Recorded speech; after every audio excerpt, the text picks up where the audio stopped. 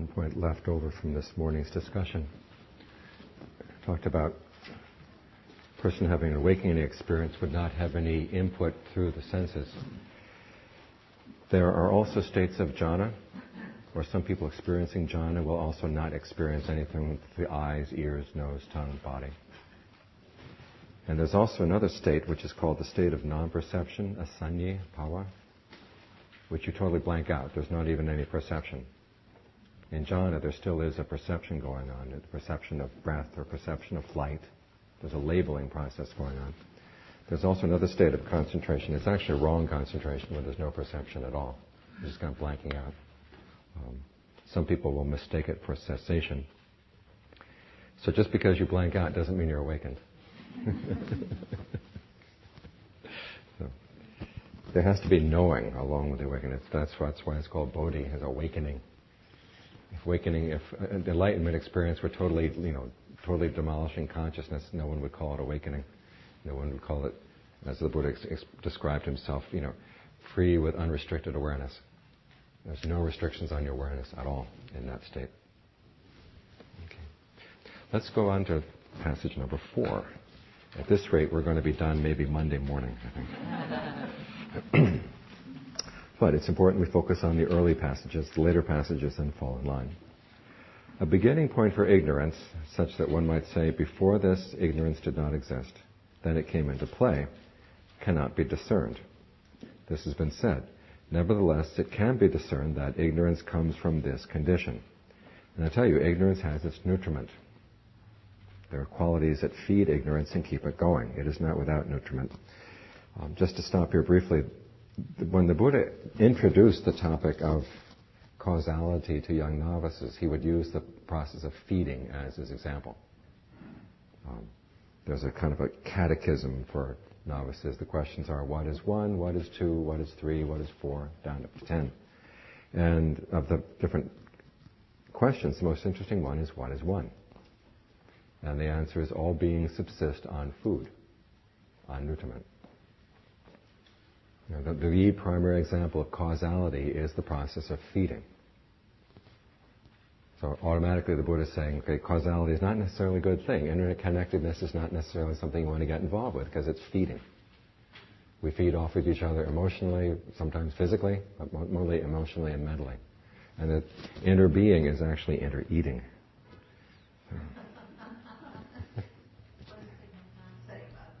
We have Thich Nhat Hanh and I haven't discussed this one yet. I don't think he'd be interested in hearing about me anyhow. At any rate, what's the nutriment for ignorance? And the Buddha chases them down, and you see that here in the various forms of nutriment give explanation for a lot of the path right here. What keeps ignorance going? First, the 5 hindrances. This is why we practice concentration, to get rid of the 5 hindrances. What is the nutriment for the 5 hindrances? The 3 forms of misconduct. Again, this is why the precepts, this is why right action, right speech are a part of the path. 3 forms of misconduct are physical, verbal, and mental misconduct. I'll just go down the list very quickly. Physical misconduct is killing, stealing, illicit sex. 4 forms of verbal misconduct are lying, divisive speech, abusive speech, and idle chatter. And then 3 forms of mental misconduct are greed, ill will, and wrong views. So that right there, as food for ignorance, we have the path in order to counteract these various forms of food or nutriment for ignorance. And then there's the social side. Let's chase it down. What's the nutriment for the 3 forms of misconduct? Lack of restraint of the senses. Restraint of the senses is something that's often misunderstood, being the idea that you don't look, don't see, hear, etc. When the Buddha describes restraint of the senses, he says, you look at the way you look at things. Why are you looking? Why are you listening? Are you looking for trouble? Are you looking for something to get greedy about? Are you looking for something to get angry about? If you are, learn to look in another way. Stop looking in that way. Learn to look at things in another way. Because otherwise, you've seen this experience in your own meditation. And so suppose that you've been looking for something to get angry about. And we often do this. We don't have a particular cause for our anger, but we want to be angry. And so we find something to get angry about. And you're looking around, you find causes to get angry about. And then you sit down and meditate. And what happens in your meditation? It's all over the place because you've been looking for trouble and you've gathered it in. The same goes for lust. The same goes for greed. So, in order to get the mind to settle down, and of course what happens when you start looking for things to get angry about, then you start acting on ways that are unskillful based on that anger. You've been basically feeding the anger and strengthening it. And this becomes a motive for misconduct and on up through the various hindrances. Okay, why do we lack restraint of the senses? Because we don't have any mindfulness and alertness. It's important you understand the meaning of mindfulness. It means keeping something in mind. It doesn't mean bare awareness. It doesn't mean paying attention to the present moment. It means keeping something in mind. Alertness is the quality of paying attention precisely to what you're doing in the present moment. These are the two areas that we have to worry about. Mindfulness is important because, as we've pointed out many times this morning, what you bring to your sensory experience is important. So you've got to remember to bring the right things. Keep in mind that you want to approach your experience skillfully. It makes it a lot easier not to have an unskillful reaction. It's the role that mindfulness plays. Alertness is when you're actually looking at what you're doing. What are you doing? What are the results of what you're doing? That's the role of alertness. Okay, what is the nutriment for lack of mindfulness and alertness? Inappropriate attention. And we'll get into inappropriate attention in a minute. Basically, it means deciding to look at the wrong things, paying attention to things that you shouldn't pay attention to, and ignoring things that you should pay attention to. In some of the passages, they describe this in terms of the questions you ask or the questions you bring to a particular experience. And we can get into that a bit later. Okay, the nutriment for inappropriate attention is lack of conviction. Lack of conviction comes from not hearing the true Dharma, and not hearing the true Dharma comes from associating with people who are not truly good, or people who lack integrity. So, there's a social element here too. It depends on who you hang around with. Because the people you hang around with, you're going to pick up their views. And from picking up their views, if they have unskillful views, you tend to bring those unskillful views into your experience. I was going to give you an example, but it's political, so I'll stop. If you listen to Rush Limbaugh every morning, after a while Rush Limbaugh starts making sense, you know?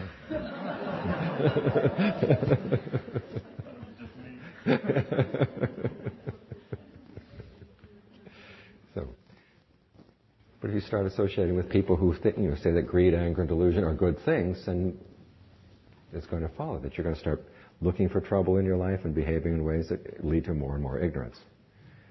And so this explains a lot of the path right here, is that many of the factors of the path, starting with learning to associate with the right people, finding good people, listening to the Dharma, developing mindfulness and alertness, developing conviction in the practice. These are things that help chip away at ignorance. And this is how you overcome ignorance. So even then, even though ignorance comes at the beginning of the list, again, ignorance is not the prime mover. There's conditions that can cut through ignorance. So let's look at the opposite of ignorance, which would be seeing things in terms of the Four Noble Truths. Passage 5. Okay, this is the noble truth of stress. Birth is stressful, aging, death, sorrow, lamentation, pain, distress, and despair are stressful. Association with the unbeloved is stressful. Separation from the loved is stressful. Not getting what is wanted is stressful. In short, the 5 clinging aggregates are stressful. Okay, that's the truth of stress. Notice the Buddha never says life is suffering. How many times have you heard the Buddha's first noble truth? Life is suffering. You hear it all the time. But the Buddha never says that. He says, there's a lot of this stuff in life, that's for sure. But life in and of itself is not suffering. Basically, these are the different manifestations of suffering. And then the Buddha boils all forms of suffering down to what they call the 5 clinging aggregates. And, the aggregates are form, feeling, perception, fabrication, and consciousness. And the clinging aggregates are when you bring any of those 4 forms of clinging that we discussed this morning. Sensuality clinging, view clinging, precept and practice clinging, and doctrines of the self clinging. You cling to the 5 aggregates in any of those 5 ways. That's going to be suffering. We could spend a whole day just on that one topic. But And then the Buddha goes on to define the truth of the origination of stress, the craving that makes for further becoming, accompanied by passion and delight, relishing now here and now there. In other words, craving for sensuality, craving for becoming, craving for non-becoming. Okay, craving for sensuality we've already discussed. That's, you like your sensual pleasures. You want to have more and more and more of those. And you like, and your sensual desires as well. Craving for becoming is craving to be something. Like you may decide you're tired of being a human being. Next time around you want to be a bird. Okay, that's craving for becoming. You want to be a deva. That's craving for becoming. Craving for non-becoming is wanting to be annihilated, kind of like the Freudian death wish. You might decide that this life is miserable, it's horrible, I would rather die. That's craving for non-becoming. Now notice the Buddha is not saying that all desire is unskillful or all desire is bad. He lists 3 specific types of craving. Now these cover a lot, but they don't cover everything. Because if you look carefully at the Noble Eightfold Path, and we don't have the full description here, but under right effort, part of right effort is generating desire to be skillful, generating the desire to drop unskillful behavior. So the Buddha's not laying blame on all forms of desire. It's 3 specific kinds. Craving for sensuality, craving for becoming, craving for non-becoming. Sometimes you will hear that the Buddha is saying, desire is not bad, it's just attachment to your desires that's bad. He never says that. I don't know how many times I've heard this, that if you can be with your desires but not really want the goal that you want, then you're okay. I've never understood that. How can you have to desire and not want to have it fulfilled? You know? If you don't want your desire fulfilled, it's not really a desire. In other places they say that when you're too obsessed with having your desire fulfilled, what kind of desire is that? Kind of a lukewarm, I'd be okay if I got my ice cream cone, but it'd be okay if I didn't get my ice cream cone kind of. I mean, you can live a lot of ways in life that way. The way I'd heard it was, if you didn't get it, you were okay with that. Yeah. That was desire. If you weren't okay with it, that's crossing over the line into craving. Okay. Well, the Buddha never says that. Because after all, you're supposed to want one awakening so much that if any unskillful habits come in your mind, you would put them out in the same way that if your hair were on fire, you'd put out the fire. I mean, you really want to get this done. So the Buddha's not saying to be lukewarm about everything. He's saying being careful about what you desire. If you desire to be certain things, or if you desire your sensual cravings, or if you desire to be annihilated, okay, that's going to cause suffering. Now, the desire to be skillful, the desire to drop unskillful behavior, the desire to gain awakening, this doesn't come under the cause of suffering. Now, as people will point out, if you do have a goal like that, of course, there's going to be some suffering that comes from realizing that you have a goal and you're not there yet. But as the Buddha said, that kind of grief is much better than the grief of not having a goal at all. 1. And 2, he says the cure for grief over not getting the sight, sound, smells, taste, tactile sensations that you want is to develop grief over the fact that I'm not awakened yet. There's gradations in grief. And the grief of having a goal is actually a step toward the goal. So what the Buddha is saying here, there are 3 specific kinds of craving that are going to cause suffering. These are the ones you've got to watch out for. Okay, the noble truth of cessation of stress is the remainderless fading and cessation, renunciation, relinquishment, release, and letting go of that craving. So a lot of the practice is learning to see through 2 things. One is to see that the objects you crave are not worthy of craving. That's one way of overcoming passion. The other is to look at the process of craving in and of itself, to see how uncomfortable it is, and to see how stressful it is in and of itself. And you decide, I could do better not going with that craving. Okay, that particular type of stress then passes away. And then finally, the path to the end of stress, or an end of suffering, is the Noble Eightfold Path. Right view, right resolve, right speech, right action, right livelihood, right effort, right mindfulness, and right concentration. Many of those factors, as we pointed out just now, are listed under those factors for the counteract the nutriment for ignorance.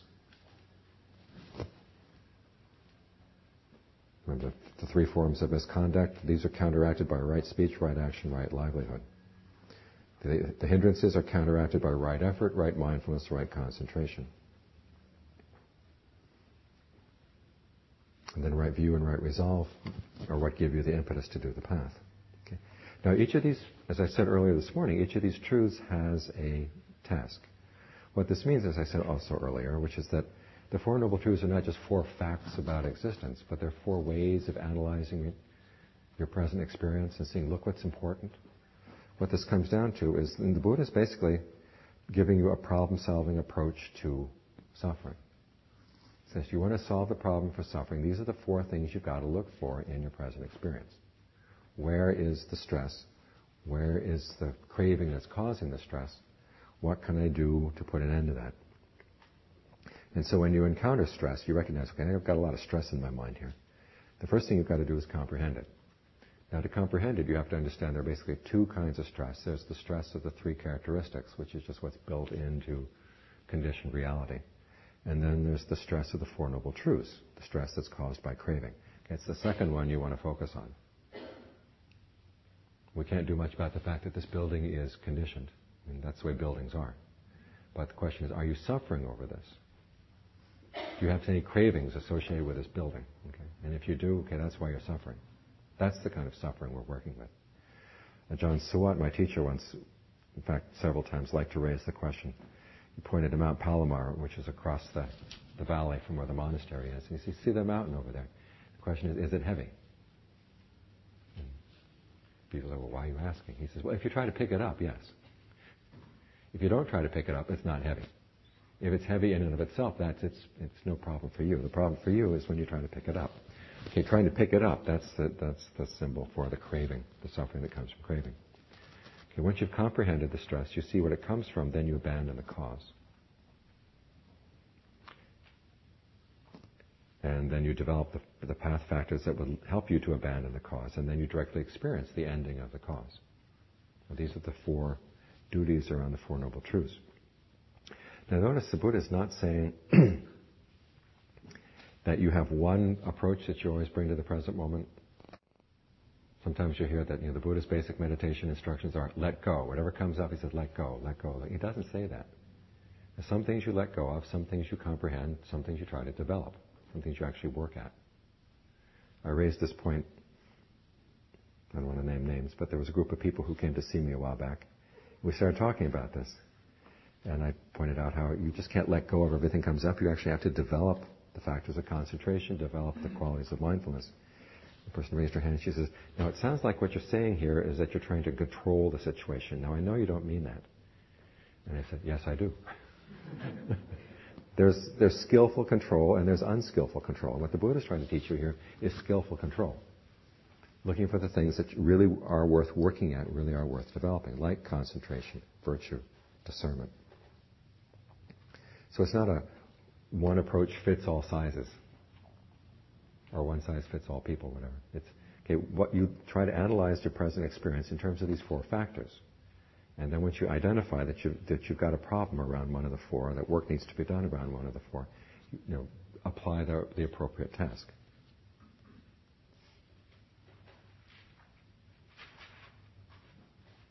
So, is there any questions about those 2 passages on ignorance? And again, as I said this morning, ignorance is not an all or nothing thing. And at the moment of awakening, you finally get what the Buddha is talking about. But in the meantime, you're working on ignorance gradually as you're trying to develop a skill. Because it's the knowledge that comes from developing a skill that develops the mindfulness and insight that's really needed for this. Because what the Buddha wants you to do is to be sensitive to how you fabricate things. And the only way you're going to be sensitive about fabricating things is learn how to fabricate them really well. Develop a skill in how you approach everything from just dealing with other people to how you sit and meditate. If you take that attitude of developing a skill in how you approach that particular task, 1, you look at your actions. 2, you realize when you've made a mistake. And then 3, you try to learn from it. Try not to repeat the mistake.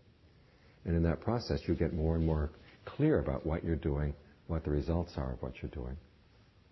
And so in taking this attitude of approaching everything as a skill you can work on, that develops the kind of insight and the kind of knowledge, the power of knowledge that's going to finally break through the awakening. Question? I had a question about what you were talking about just before, what you said about that sometimes it's valuable to develop the skill rather than just when presented with something difficult, just say, let go of it. And I found that appealing in my own practice because I found I was sitting and just trying to be mindful of the thing or just say, were you aware of it? And it just didn't really resolve.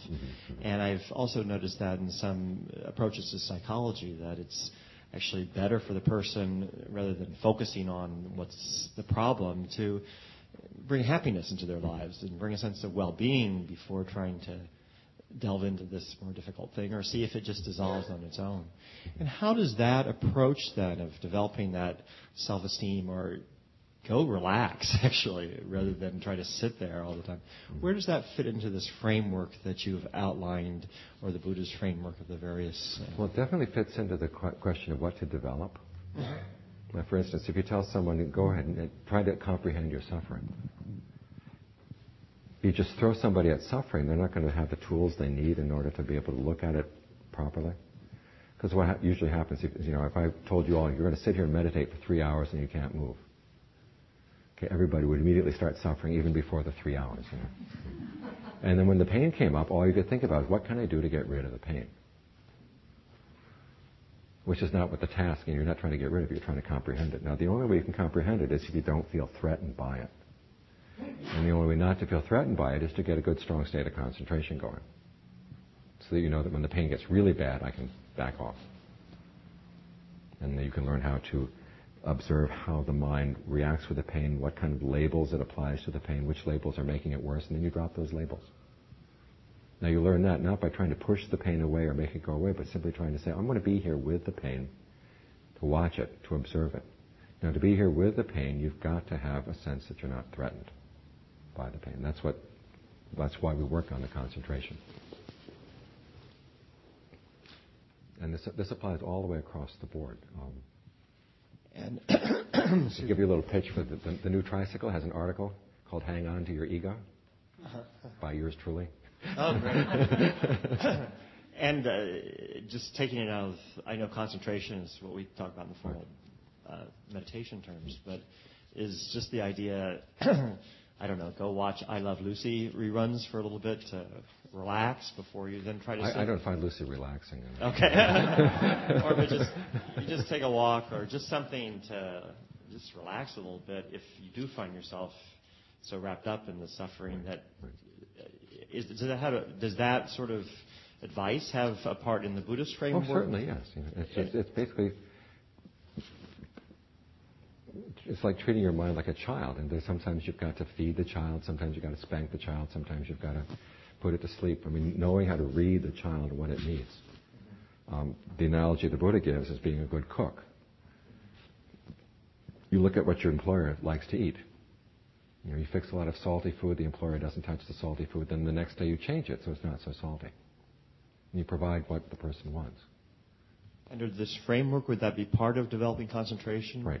That's what I was trying. Yeah. Okay. But it comes under right effort, figuring out how to give rise to skillful qualities. And this depends on your ingenuity. What kind of child you have in your mind. When do you listen to your inner child? When do you spank your inner child? I have a psychologist friend who says the only people who are entitled to talk about their inner child are pregnant women.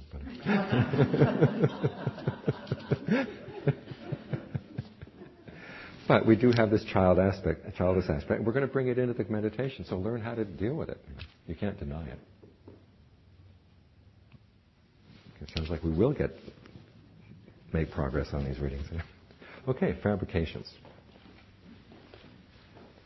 Why do you call them fabrications? Because they fabricate fabricated things. Okay, the question is, what do they fabricate as a fabricated thing? Now look at this. For the sake of formness, they fabricate form as a fabricated thing. What this is basically saying is that your experience of form has an element of fabrication, i.e. an element of intention in it. Just how you experience your body has an element of intention in it. We think this is a direct, sort of unmediated experience, but simply the fact that we are already choosing what to pay attention to, what not to pay attention to, what feelings to accent, what feelings to put aside. There's an element of intention there already. So just the simple experience of form is a fabrication. And if you ever develop good, strong powers of concentration, you can play with this in the sense of the meditation on the elements. You can decide, okay, I'm going to make my body warm.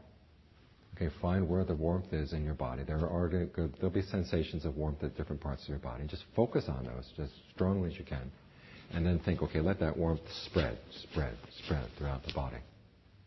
And you find that you can actually accent the feeling of warmth. If you don't like warmth too much, it gets too hot, then you can think, okay, water, and water can cool you down. Or if you're feeling too lightheaded, think heavy, think earth. I've always found one of the best ways when you're in situations where you're not supposed to laugh, but you can't help it, just think that your stomach is filled with iron. And it's just really heavy and solid. Okay, then you find that you can counteract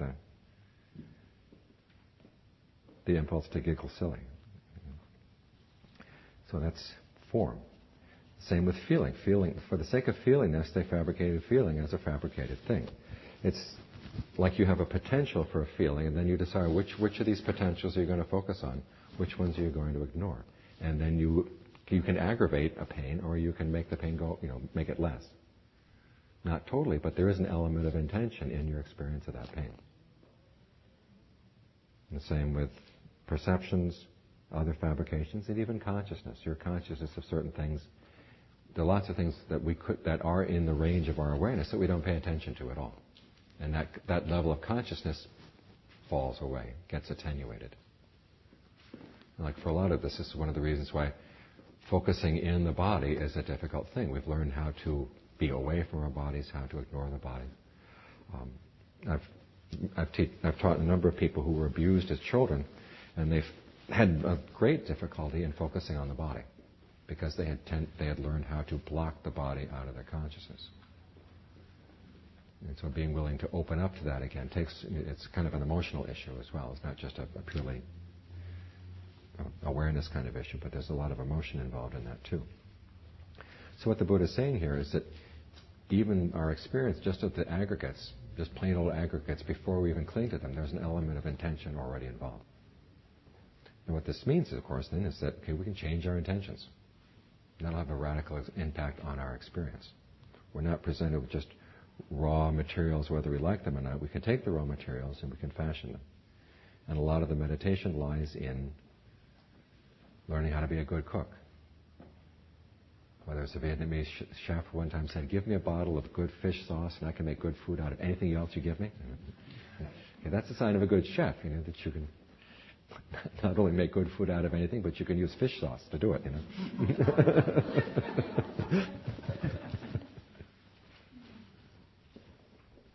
I came back from Thailand, and back in those days, when I first came back from Thailand, this is 1976, Thai restaurants were not in the country. So I had learned how to cook in Thailand. And one of the first things I did, I visited my brother and sister-in-law, and I fixed them a Thai beef salad. And my brother was enjoying it. My brother was a Vietnam vet. And for him, one of the things he hated most about Vietnam was fish sauce. And halfway through the meal, he turned to me and said, you haven't made me like fish sauce, have you? I said, yes, I have. So this is a lot of what we're doing as meditators, is learning how to be better cooks of our experience. And so what are the three kinds of fabrication? There's bodily fabrication, verbal, and mental. This is brought up in passage number 7. This, is, by the way, is from a dialogue between Wisaka, who is a layman, apparently who's a non-returner, and his former wife, Sister Dhammadina, who was an arahant. Okay, she explains our fabrication here. In and out breathing is bodily, bound up with the body, therefore it is called a bodily fabrication. Having directed one's thought and evaluated the matter, one breaks into speech. Therefore, directed thought, and evaluation are called verbal fabrications. And finally, perception and feeling are mental, bound up with the mind. Therefore, perception and feeling are called mental fabrications. Now, what I would like to do for the next several passages here is to point out different practices that relate to this.